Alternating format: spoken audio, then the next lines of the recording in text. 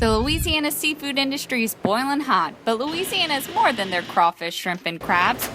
Oysters are also a staple, but the oyster industry isn't what it used to be. We used to do oysters $2 a dozen on Monday and Wednesdays all day, but now the oysters are $6 one day a week. This $317 million industry accounts for 40% of the United States oysters and 4,000 local jobs. Just one seafood restaurant goes through over 3 million oysters in a year. But this once growing industry has been floundering, and no one agrees on why. There are a great deal of factors that affect oyster production, whether it's natural or whether it's farmed. Most blame the 2010 BP oil spill, which dumped 200 million gallons of oil into the Gulf, destroying oyster beds and forcing oyster farmers out of business. BP came and ruined the oil spill and ruined my whole business.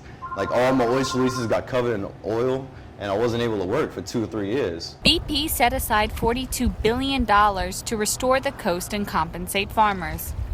Ed Overton, a professor of environmental chemistry, explains that just a year after the BP oil spill, the estuaries came back remarkably well.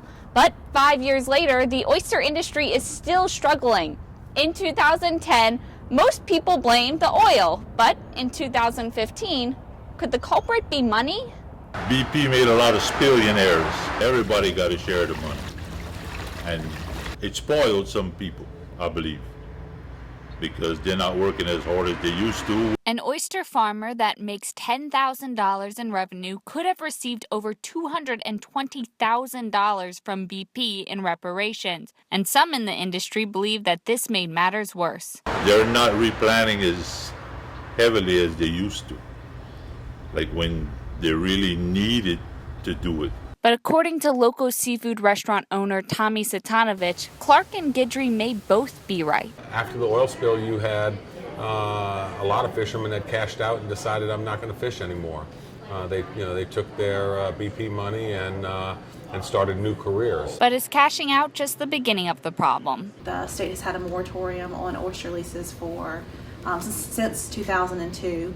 What it means that existing oyster leases, the fishermen can fish for oysters, cultivate and produce. However, nobody can get new oyster leases. And not everyone with a lease is producing oysters. Oyster leaseholders are not required to produce or cultivate oysters. With current legislation, there is no easy way to discern why oyster production in the Gulf remained sluggish in 2015.